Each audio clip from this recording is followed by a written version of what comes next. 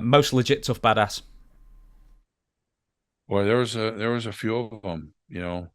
Kevin Kelly, Nails. Yeah. He was a tough guy. Haku.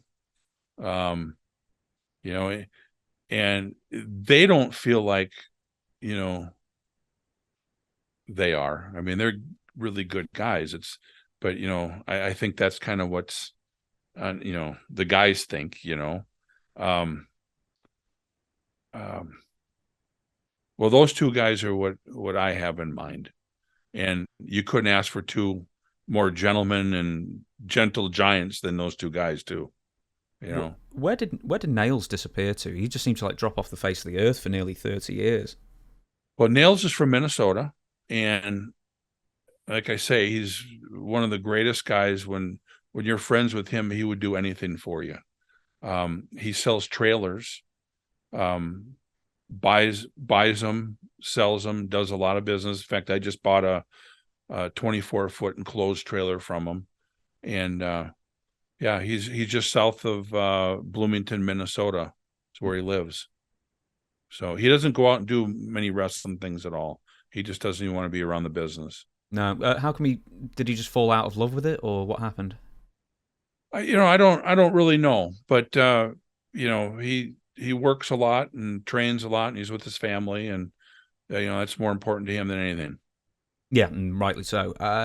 This is a question for later on down the line, but someone wrote in and said you were one of the people who broke up the heated discussion, shall we say, between Nails and Vince McMahon. Is that true? No, Oh, really? no, that wasn't me. Yeah, Bill and I were in a different part of the building, and we didn't even know what was going on. And then we heard what was going on, but Sergeant Slaughter helped break up that deal. Did you ever Yeah. speak to Kevin about that? I think this was after Bill had left, so this was the Repo Man era for you. So this would have been '92. And what did you hear of the whole deal, and why didn't Kevin, why did he go off on Vince like that? I never talked to Kevin about it, unless he would bring it up to me, but he never did.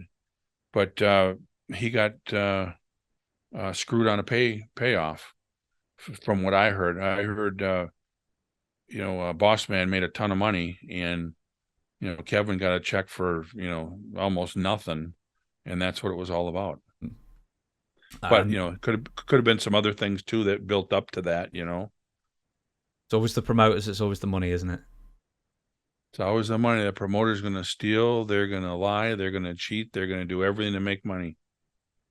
And the And I normally don't say that, but it's like a car salesman, you know, a used car guy. This is the best car I've ever seen in my life. Well, they don't even know anything about that car. They're going to do everything they can to sell that car to make money. And money is the root of all evil. Mhm. So, Is it one of those things where you know you're going to get screwed? It's just how and how much. yeah, how much can you take? You Yeah, got to be happy with what you get. And then when you're not happy with that, then you got to talk to them. And like Eddie Sharkey always said, when you go in there and talk to them, you got to make sure that you might quit, and you gotta, because if you take that payoff down the road, he's going to even test you more. Instead of giving you the $3,000, he'll give you 1,500 and see what you say about that. And some of the guys just keep doing that and doing that, and pretty soon they're wrestling for almost nothing. They don't say anything, you know, but they got a job. yeah. What's more important, the job or making a living? The very last one on this list, and it's the one I always say for the end: most memorable backstage fight. Most, I don't know if I've even seen one really that I can remember. Really? Uh, yeah, I yeah, I can't remember a backstage fight. Um, that I've seen. You know, I know, Rick Rude. He was one of the tough guys too. Um, I think he brought the Ultimate Warrior back in the shower and slapped him up pretty good bit. I Really? didn't see it, so I haven't seen one. Yeah, because the Warrior potatoed Rick a bunch of times. And Rick, when he worked, he would work with anybody. He flew for people, but Warrior didn't work with them, and so Rick got him in the shower and put the boots to him a little bit, The wrong person to not You work don't with. want to do that because, like I said earlier, Rick Rude is one of those guys that would fight anybody at any time, even if he knew he was going to get beat up, but he'd get his shots in, and they'd be tough ones. I used to box with Rick. It was about four of us were best friends, and we'd go over to Rick's house in his backyard, kind of had a hill and it was a fenced in area, and we'd have a few beers and everything. And Rick would bring the boxing gloves out, and there were some pretty big gloves.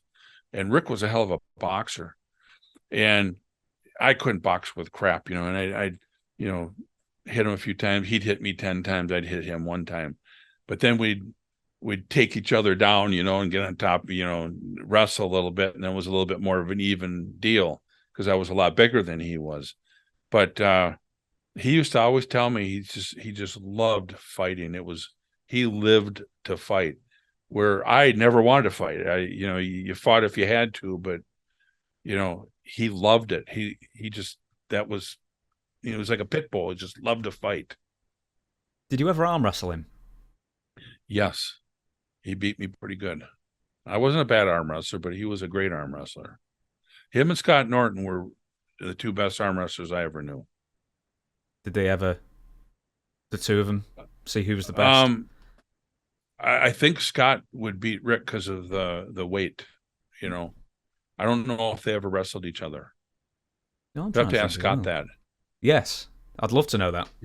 That would be a good one. I don't know if they ever. At least I never heard it.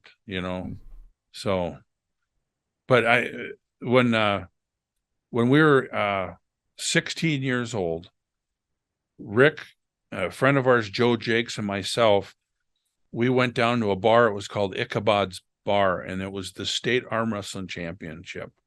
So Rick is 16 years old, going against 20, 25, 50-year-old men. We snuck into the bar. Rick got his name on the list. Rick ended up winning the arm wrestling championship out of all the guys in the Ichabod's arm wrestling contest. And that was big. Mm. And then they found out he was 16 years old after, and didn't win the prize. And he was pissed, but he won the arm wrestling tournament. Do you remember what the prize was? Yeah, it was like dinner for 5 and all the drinks and everything you could have, and then you got so many drinks for a year. It was that kind of a deal. Hey, for a 16-year-old, for 16-year-old, that's better than yeah. that's better than 1,000 in your hand, isn't it? Yeah, exactly.